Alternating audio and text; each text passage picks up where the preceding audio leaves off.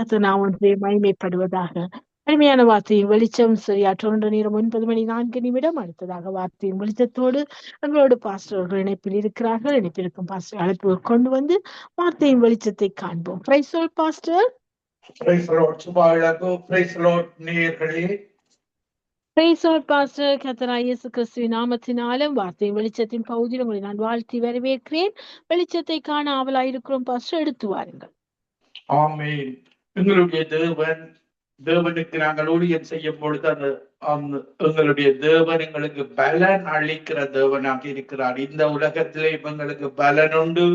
இதன் பின்பு அவருடைய ராஜ்யத்திலேயும் பலனை தருகிற தேவன். ஒரு ஜெபத்துடன் ஆரம்பிப்போம்.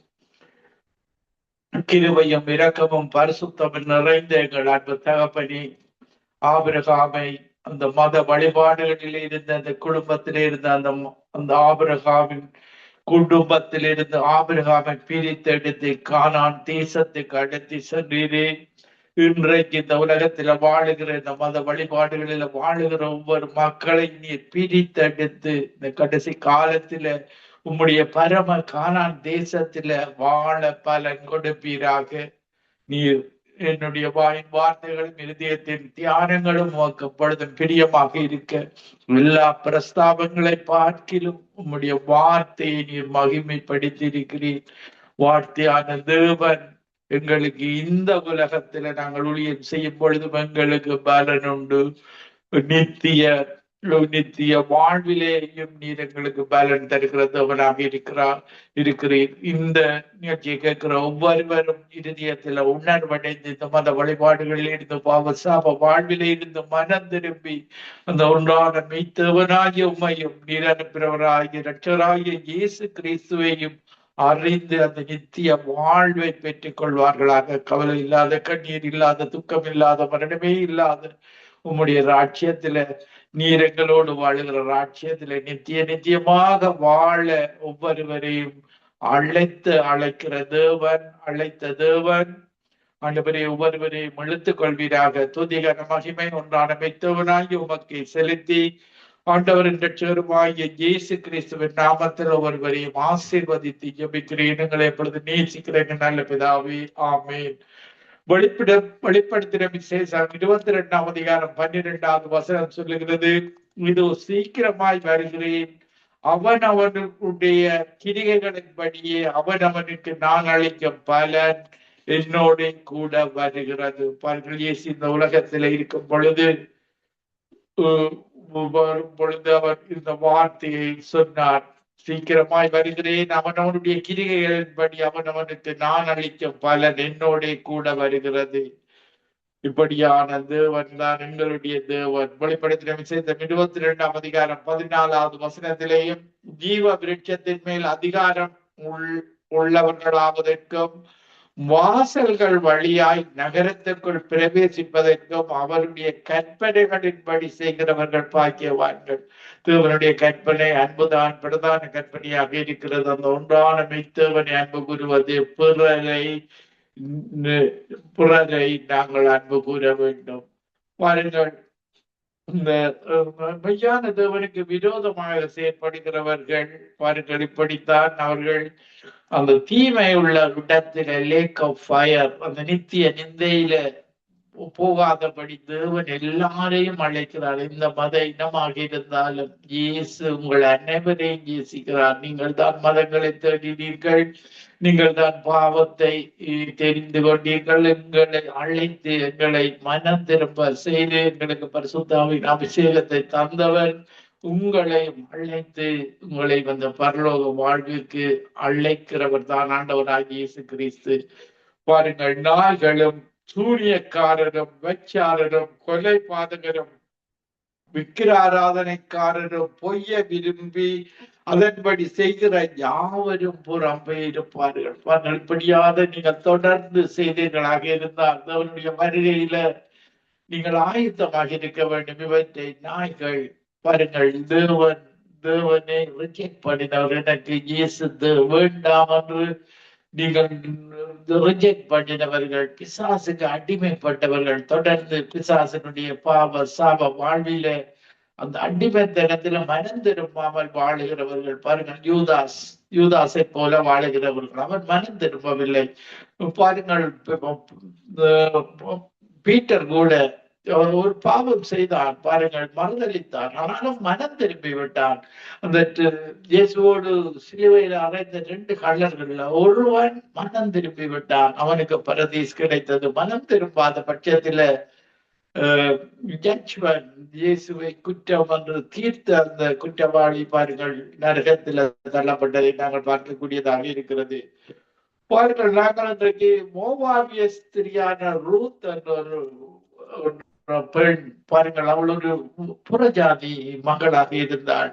ஆனால் இந்த நகோமியின் தேவன் தான் என்னுடைய தேவன் என்று ஏற்றுக்கொண்டாள். இதன் நிமித்தமாக அவளுக்கு ஆசீர்வாதம் கிடைத்ததை நாங்கள் பார்க்கக்கூடியதாக இருக்கிறது. நீங்கள் எந்த மதத்தில் இருக்கிறீர்கள் என்பது தேவனுக்கு, நீங்கள் எந்த மதத்திலையும் இருக்கலாம்.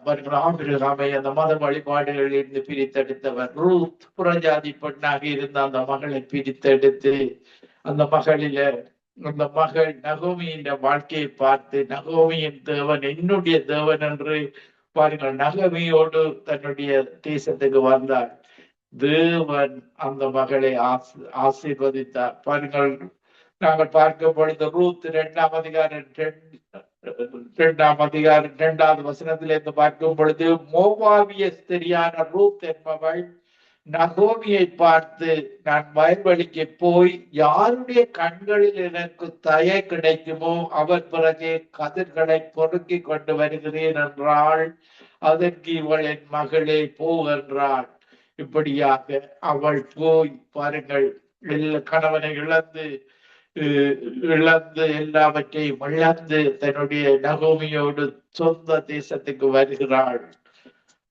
வந்து போவாசை சந்திக்கிறாள். பாருங்கள், இப்படியாக ரூத் 2:8 பார்க்கும் பொழுது, போவாஸ் ரூத்தை பார்த்து, மகளே கீழ், பொறுக்கிக் கொள்ள வேறு வயலில் போகாமலும் இவ்விடத்தை விட்டு போகாமலும் இங்கே என் ஊழியக்கார பெண்களோடு கூடவே இரு. இப்படியாக போவாசிடத்துல அவனுக்கு தயவு கிடைக்கிறது. பாருங்கள், போவாஸ் சொல்லுகிறான், நீ இந்த இப்படியாக நீ இந்த தேவனிடத்துல, அந்த மெய்யான தேவனிடத்துல நீ வந்திருக்கிறாய், அவருடைய சிறகுகளின் கீழே உனக்கு ஆசீர்வாதம். இப்படியாக அந்த மகளை ஆசீர்வதித்து தன்னுடைய வயலில நெற்கதிர்களை புறக்க விடுகிறான். இப்படியாக அவளையே திருமணம் செய்து அப்படியாக அந்த ரூத் கூடாக இயேசு பிறப்பதை நாங்கள் பார்க்கக்கூடியதாக இருக்கிறது. ரூத் 2ஆம் அதிகாரம் 12வது வசனத்தில ரூத்தை பார்த்து போவா சொல்லுகிறான், உன் செய்யத்தக்க பலனை கர்த்தர் உனக்கு கட்டளையிடுவாராக. இஸ்ரவேலின் தேவனாகிய கர்த்தருடைய செட்டையின் கீழ் அடைக்கலமாய் வந்த உனக்கு அவராலே நிறைவான பலன் கிடைப்பதாக. பாருங்கள், அந்த ஆசீர்வாதம்.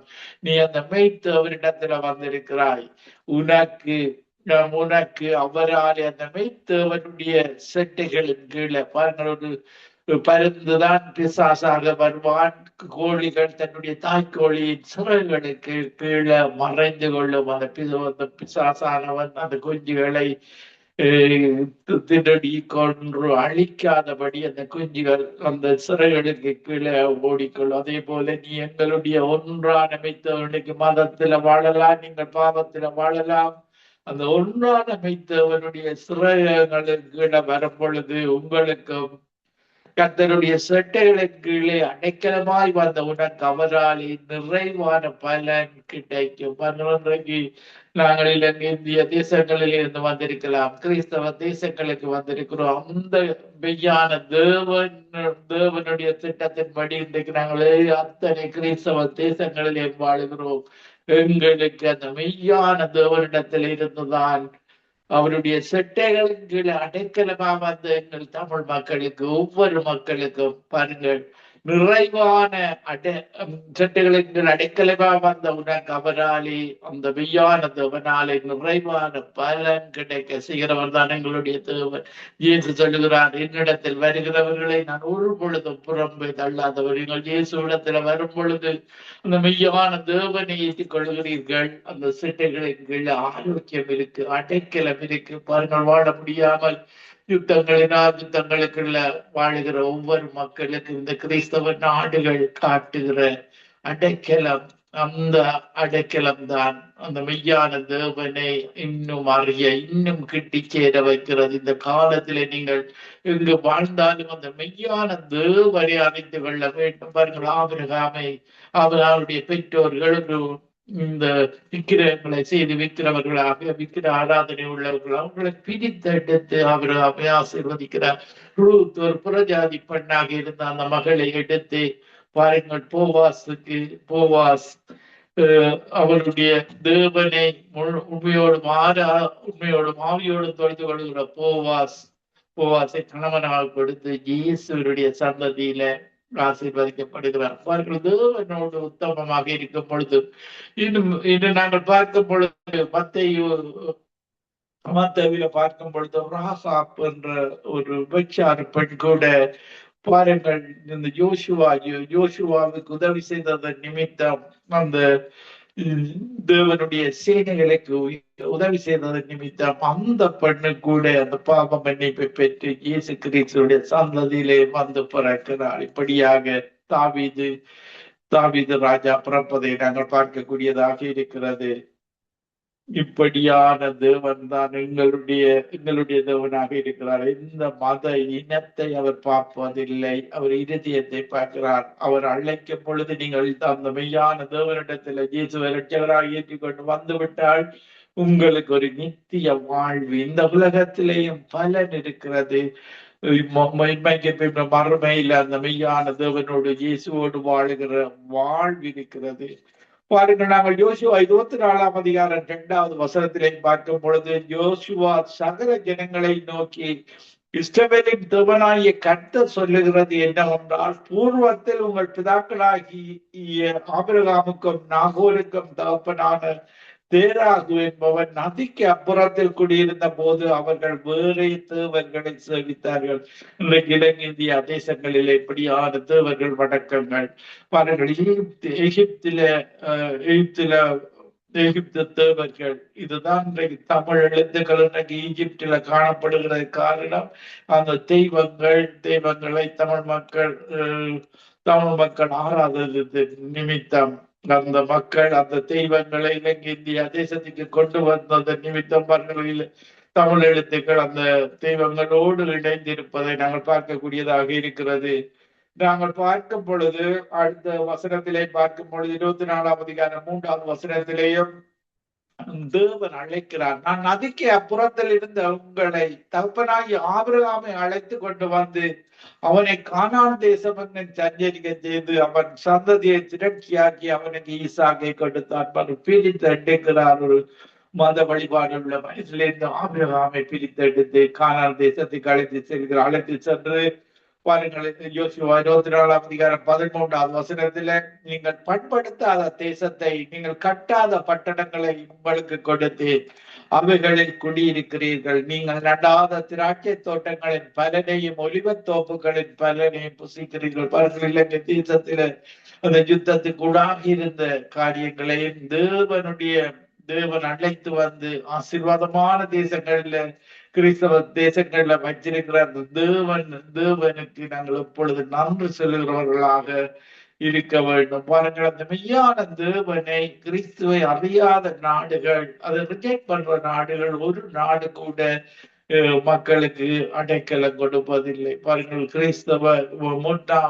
கிறிஸ்தவ நாடுகளை பைபிள் வசனத்தின்படி வாழ்ந்தவர்கள் செய்த காரியங்களுக்கு அந்த கிறிஸ்தவர்கள், ஆரம்ப கால கிறிஸ்தவர்கள் பைபிளை படித்து பைபிளின்படி அந்த தேசங்களை ஜெபித்து அந்த தேசங்கள் இன்றைக்கு கிறிஸ்தவ நாடுகள் ஆசீர்வாதமாக இருக்கின்றன. பாருங்கள், இப்படியான தேவன் அவர்களை ஆசீர்வதிக்கிறார். யோசுவா 24 அதிகாரம் 14 வசனத்தில், ஆகியால் நீங்கள் கர்த்தருக்கு பயந்து அவரை உத்தமமும் உண்மையுமாய் சேவித்து உங்கள் பிதாக்கள் நதிக்கு அப்புறத்திலும் எகிப்திலும் சேவித்த தேவர்களை அகற்றிவிட்டு கர்த்தரை சேவியுங்கள். கர்த்தரை சேவிக்கிறது உங்கள் பார்வைக்கு ஆகாததாய் கண்ணால் பின்ன யாரை சேவிப்பீர்கள் என்று தெரிந்து கொள்ளுங்கள். நதிக்கு அப்புறத்தில் உள்ள உங்கள் பிதாக்கள் சேவித்த தேவர்களை சேவிப்பீர்களோ, நீங்கள் வாசம் பண்ணுகிற தேசத்து குடிகளாகிய எமோரியரின் தேவர்களை சேவிப்பீர்களோ, நானும் என் வீட்டார் போகின்றால் கர்த்தரையே சேவிப்போம். அந்த ஒன்றான மெய்த்தேவனை, உயிருள்ள தேவனை இன்றைக்கும் உயிரோடு இருக்கிறார். உங்களுடைய ஜெபத்தை கேட்கிறார். அந்த தேவனை நீங்கள் சேவிக்க வேண்டும். அவர் தான் ஒன்றான மெய்த்தவன். யோவான் 17 சொல்லுகிறது, ஒன்றான மெய்த்தவனாகிய உம்மையும் நீர் அனுப்பினவராகிய இயேசு கிறிஸ்துவையும் அறிந்து கொள்வது நித்திய ஜீவன். அவர்கள் தேவனுடைய குமாரனாகத்தான் இயேசு இந்த உலகத்துல வந்தார். அவர் ஆவிக்குரிய தகப்பனாக பரலோகத்துல எங்களுடைய தேவன் ஆவியாக இருக்கிறார். நாங்கள் பார்க்கும் பொழுது மத்தேயு 1 வசனத்தில் ஆபிரகாமின் குமாரனாகிய தாவீதின் குமாரனாகிய இயேசு கிறிஸ்துவுடைய வம்ச வரலாறு. மத்தேயு 1 வசனத்தில் சல்மோன் போவாசை ராகாபினிடத்தில் பெற்றான். போவாஸ் ஓபேத்தை ரூத்தினிடத்தில் பெற்றான். ஓபேத் ஈசாயை பெற்றான். ஈசாய் தாவீது ராஜாவை பெற்றான். தாவீது உரியாவின் மனைவியாயிருந்தவளிடத்தில் சாலோமோனை பெற்றான். அவர்கள் இப்படியாக தாவீது அந்த சந்ததியில, ஆபிரகாமின் சந்ததியில தாவீது பிறந்து தேவனுடைய இருதயத்துக்கு ஏற்றவனாக அவன் வாழ்ந்ததை நாங்கள் பார்க்கக்கூடியதாக இருக்கிறது. பாருங்கள், தேவன் எப்படி எங்களுக்கு பலன் தருகிறார்கள் என்று கவனித்து நாங்கள் மற்றவர்களுக்கு நன்மை செய்ய வேண்டும். பாருங்கள், மத்தேயு 6 வசனத்தில் மனுஷர் காண வேண்டும் என்று அவர்களுக்கு முன்பாக உங்கள் தர்மத்தை செய்யாதபடிக்கு எச்சரிக்கையாயிருங்கள். செய்தால் பரலோகத்தில் இருக்கிற உங்கள் பிதாவினிடத்தில் உங்களுக்கு பலன் இல்லை. தர்மம் செய்யும் பொழுது பாருங்கள், சிலர் என்ன செய்வார்கள், சில மத வழிபாடு உள்ள இடங்களில யார் கூட பணத்தை கொடுப்பார்கள் என்று சொல்லி பப்ளிக் செய்து பணத்தை செய்து கொள்வார்கள். இப்படியாக செய்தால் மனுஷர் காண வேண்டும் என்று அவர்களுக்கு முன்பாக உங்கள் தர்மத்தை செய்யாதபடிக்கு எச்சரிக்கையார்கள். செய்தால் பரலோகத்தில் இருக்கிற உங்கள் பிதாவினிடத்தில் உங்களுக்கு பலன் இல்லை. ஆகையால் நீங்கள் தர்மம் செய்யும் பொழுது மனுஷரால் புகழப்படுவதற்கு மாயக்காரர் ஆலயங்களிலும் வீதிகளிலும் செய்வது போல உனக்கு முன்பாக தாரை ஊதுவியாதே. அவர்கள் தங்கள் பலனை அடைந்து தீர்ந்ததென்று மெய்யாகவே உங்களுக்கு சொல்லுகிறேன். நீயோ தர்மம் செய்யும் பொழுது உன் தர்மம் அந்தரங்கமாயிருப்பதற்கு உன் வலது கை செய்கிறது, உன் இடது கை அறியாதிருக்க கடவது. அப்பொழுது அந்தரங்கத்தில் பார்க்கிற உன் பிதா தாமே உனக்கு வெளியரங்கமாய் பலனளிப்பார். அந்தரங்கமாக நாங்கள் தர்மத்தை செய்ய வேண்டும். நாங்கள் உங்களுடைய வாய்களால மற்றவர்களுக்கு சொல்லி பெருமைப்பட்டுக் கொள்ளக்கூடாது. தேவன் எல்லாவற்றையும் அறிகிற தேவனாக இருக்கிறார். உங்களுடைய தேவன் ஆவியானவர், அந்த பரிசுத்த ஆவியானவர் மூலமாக எங்களுடைய இறுதிய நினைவுகளை செயல்களை அறிகிற தேவனாக இருக்கிறார். பாருங்கள், ஜெபம் பண்ணும் பொழுது கூட நாங்கள் மற்றவர்கள் சிலர் ஜெபம் பண்ணும் பொழுது பாருங்கள், அவர்கள் மற்றவர்களுக்கு அந்த வார்த்தைகளில தாங்கள் சொல்ல வேண்டியதை சொல்லி விடுவார்கள். பாருங்கள், தேவன் எல்லாவற்றையும் கவனிக்கிற தேவனாக இருக்கிறார். பாருங்கள், மத்தேயு 6 வசனத்துல நீ ஜெபம் பண்ணும் பொழுது மாயக்காரரை போல் இருக்க வேண்டாம், மனுஷர் காணும்படியாக அவர்கள் ஜெப ஆலயங்களிலும் வீதிகளின் சந்தைகளிலும் நின்று ஜெபம் பண்ண விரும்புகிறார்கள். அவர்கள் தங்கள் பலனை அடைந்து தீர்ந்ததென்று மெய்யாகவே சொல்லுகிறேன். நீ ஜெபம் பண்ணும் பொழுது உன் அறை வீட்டுக்குள் பிரவேசித்து உன் கதவை பூட்டி அந்தரங்கத்தில் இருக்கிற உன் பிதாவை நோக்கி ஜெபம் பண்ணு.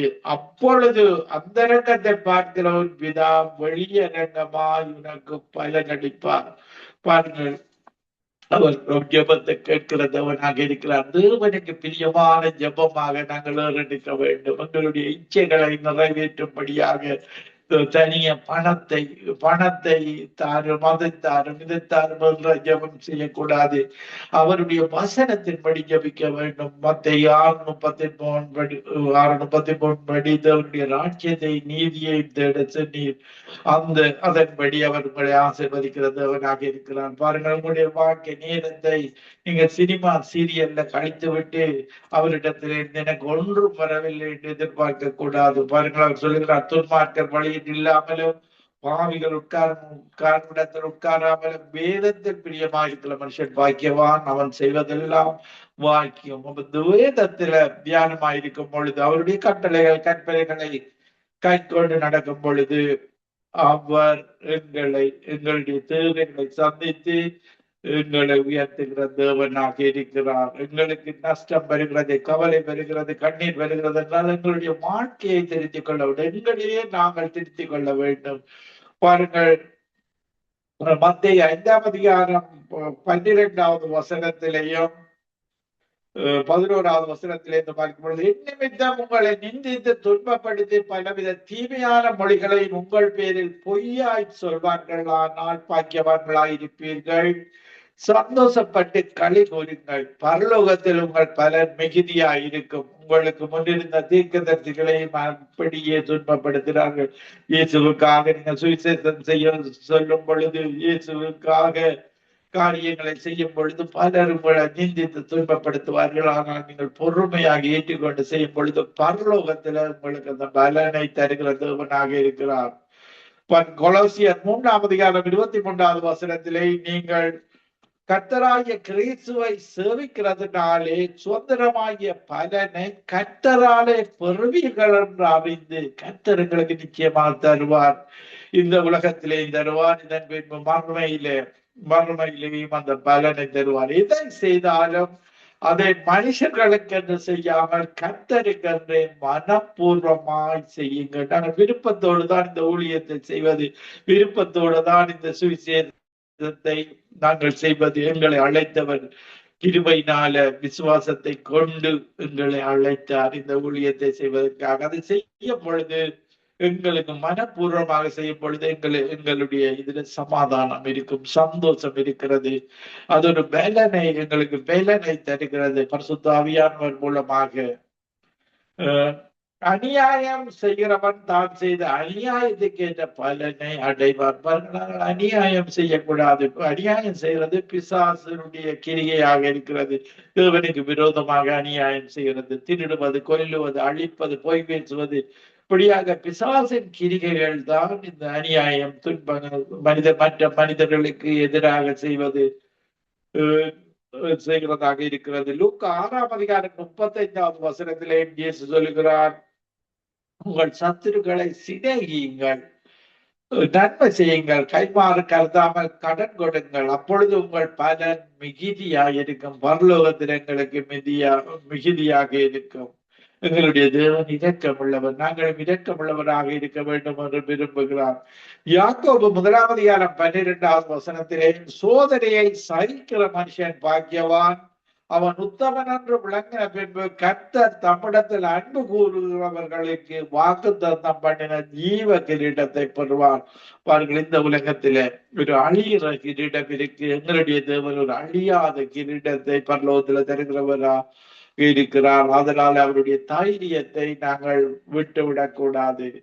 1 பேதுரு 5:2 வசனத்திலேயும், உங்களிடத்தில் உள்ள தேவனுடைய மந்தையை நீங்கள் மேய்த்து கட்டாயமாய் அல்ல, மனப்பூர்வமாயும் அவலட்சணமான ஆதாயத்துக்கு அல்ல, உற்சாக மனதோடு நாங்கள் அவருடைய ஊழியத்தை செய்ய வேண்டும். 1 பேதுரு 5:4 வசனத்திலேயும், அப்படி செய்தால் பிரதான மேய்ப்பர் வெளிப்படும் பொழுது மகிமையுள்ள வாடாத கிரீடத்தை பெறுவீர்கள். இந்த உலகத்துல ஒரு வெற்றி கிண்ணத்தை கொடுப்பார்கள், அது அழிந்து உருகி போகிற, மண்ணோடு மண்ணாக போகிறது. ஆனால் தேவன் தருகிற கிரீடம் வாடாத கிரீடம், அழியாத கிரீடமாக இருக்கிறது. ரோமர் 2:6 தேவன் அவனவனுடைய கிரியைகளுக்கு தக்கதாய் அவனவனுக்கு பலனளிப்பார்.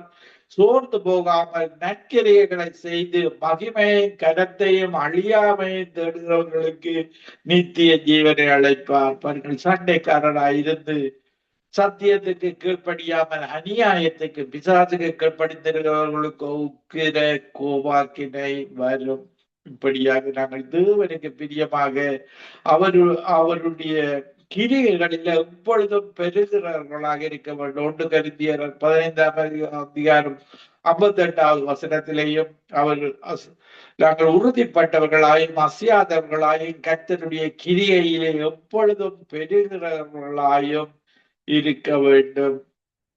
1 கொரிந்தியர் 2:9 எழுதியிருக்கிறபடி தேவன் தம்மில் அன்பு கூறுகிறவர்களுக்கு ஆயத்தம் பண்ணினவர்களை கண்கள் காணவும் இல்லை, காது கேட்கவும் இல்லை, அவைகள் மனுஷனுடைய இருதயத்தில் தோன்றவும் இல்லை. அவருடைய வசனம், எங்களுடைய பரிசுத்த ஆவியானவருடைய அபிஷேகத்தை பெற்ற எங்கள் ஒவ்வொருவருக்கும் பாருங்கள் அந்த கிரீடம் வைக்கப்பட்டிருக்கிற பாருங்கள். இயேசு சொன்னார், இந்த உலகத்தில் இருக்கும் பொழுது யோவான் 14:3 நான் போய் உங்களுக்காக ஒரு ஸ்தலத்தை ஆயத்தம் பண்ணின பின்பு நான் இருக்கிற இடத்துல, இயேசு இருக்கிற இடத்துல நீங்களும் இருக்கும்படி நான் மறுபடியும் வந்து உங்களை என்னிடத்தில் சேர்த்துக் கொள்வேன். இந்த இடத்தை நாங்கள் பார்க்கவில்லை, ஆனால் எங்களுடைய பரிசுத்த ஆவியான உதவியோடு இந்த இடத்துல நாங்கள் வாழுகிற வாழ்வை அவர் எங்களுக்கு தருகிற தேவனாக இருக்கிறார். கவலை இல்லாத, கண்ணீர் இல்லாத, அவரே இல்லாதவைகளை சந்தித்து எங்களை வழி நடத்துகிற, மரணமே இல்லாத நித்திய வெளிச்சத்திலே, நித்திய காலத்திலே நித்தியமாக வாழுகிற வாழ்வு. பாருங்க, நமக்கோ 1 கொரிந்தியர் 2:10 நமக்கோ தேவன் அவைகளை தமது ஆவியினாலே வெளிப்படுத்தினார். அந்த ஆவியானவர் எல்லாவற்றையும் தேவனுடைய ஆழங்களையும் ஆராய்ந்திருக்கிறார். இப்படியாக அவர் எங்களுக்காக எல்லாவற்றையும் செய்து முடித்திருக்கிறார். பாருங்கள், எபிரேயர் 11:6 எபிரேயர் 11:6 விசுவாசம் இல்லாமல் தேவனுக்கு பிரியமாய் இருப்பது கூடாத காரியம். ஏனென்றால் தேவனிடத்தில் சேருகிறவன் அவர் உண்டென்றும் அவர் தம்மை தேடுகிறவர்களுக்கு பலன் அளிக்கிறார் என்றும் விசுவாசிக்கிறவன். அவரை தேடும் பொழுது அவர் நன்மை செய்கிறவராக இருக்கிறார். எங்களுக்கு எப்பொழுதும் நன்மை செய்கிறவராக இருக்கிறார். நான் ஒரு சிறிய பாடலை பாடி உங்களுக்காக ஜெபிக்கிறேன். அல்லேலூயா. Thank you Jesus.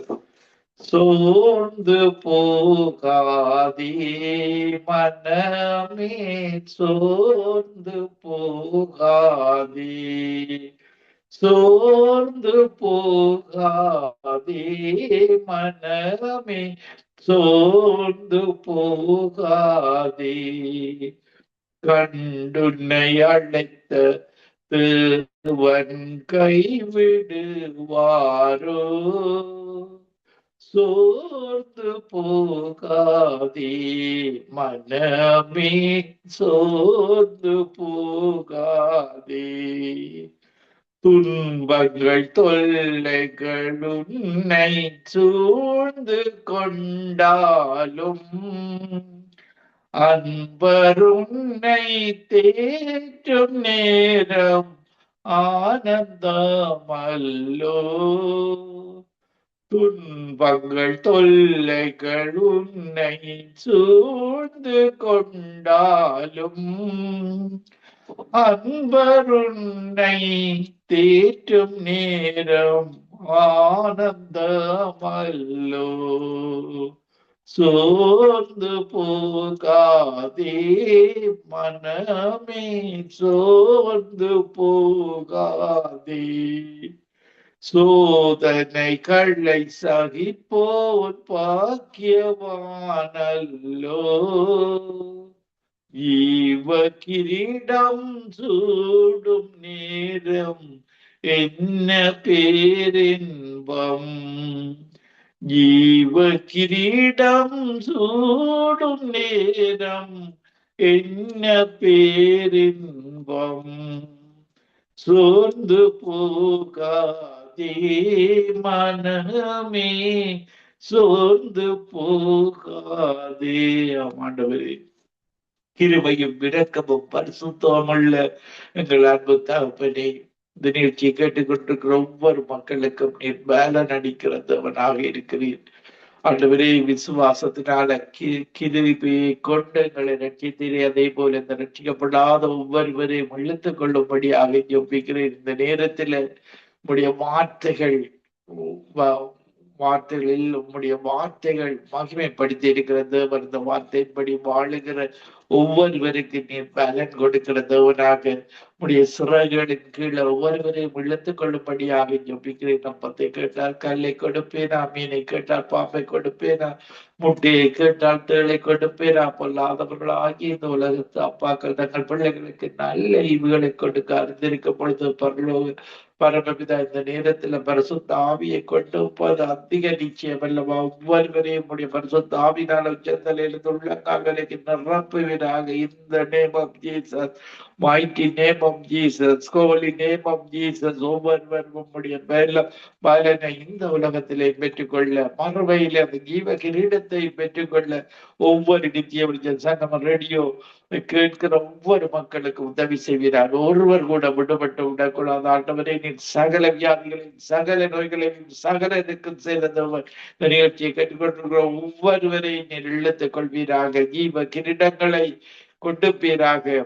அவர்களை உம்முடைய நான் இருக்கும் இடத்துல நீங்களும் நான் ஒரு ஸ்தலத்தை ஆயத்தம் பண்ணின பின்பு நான் இருக்கும் இடத்துல நீங்கள் இருக்கும்படி உங்களை நான் மீண்டும் வந்து அழைத்து செல்வேன். மீண்டும் வருகிறவர் இந்த கடைசி காலத்தில் ரட்சிக்கப்படாத ஒவ்வொருவரும் உம்முடைய படகில ஏறிக்கொள்ள அந்த இயேசுவின் படகில நீர் மாலுமியாக அந்த பரலோக பாக்கியத்தை ஒவ்வொருவருக்கும் கொடுப்பீராக. ஒவ்வொருவரையும் அபிஷேகத்தினால் நிரப்புறதற்காக நன்றி. ஒவ்வொருவரோடு உண்டப்படுகிறதற்காக நன்றி.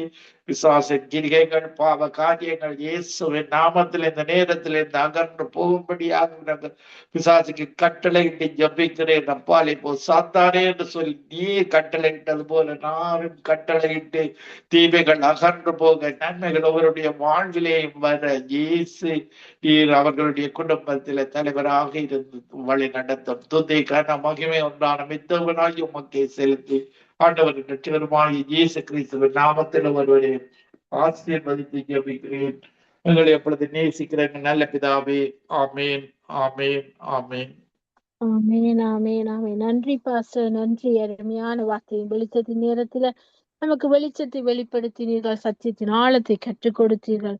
தேவனை தேடுவதற்கு அவர் பலன் அளிக்கிறது. அவர் சோர்ந்து போகாமல் நாங்கள் பலன் நற்கிரியை செய்யும் போது அந்த நற்கிரியை அவர் பலன் அளிக்கிறார். அதனுடைய ராஜ்யத்தை நீதியை தேடுங்கள், அப்பொழுது எல்லாம் கூட கொடுக்கப்படும் சொன்ன அந்த வார்த்தை தருங்க. நாங்கள் முதலாவதுடைய ராஜ்யத்தை அவருடைய நீதியை தேடுவோம், நிச்சயமாக அவர்களுக்கு போட்டி தருவார்.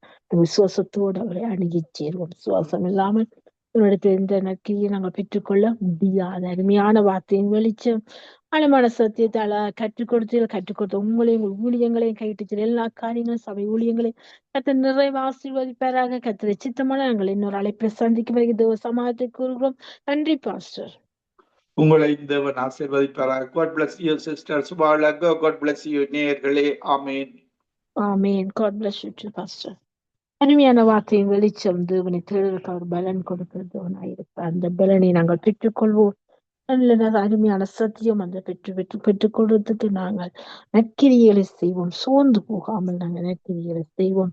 அவர் நமக்கு பலனை கொடுப்பார். விசுவாசத்துல நாங்கள் நிறைய அருமையான வார்த்தையும் வெளிச்சம் மற்றவர்களுக்கும் இந்த வார்த்தையை அறிமுகப்படுத்துங்கள். அவர்களும் வெளிச்சத்தை பெற்றுக்கொள்ளட்டும், சத்தியத்தின் ஆழத்தை கற்றுக்கொள்ளட்டும். இதுவே நமக்கு விழுந்த கடமையாயிருக்கிறது. ஆமேன். இந்த வாய்தவனுக்கே சோஸ்திரம் செலுத்துறேன். நன்றி. கர்த்தர் இம்மட்டும் இந்த நாள்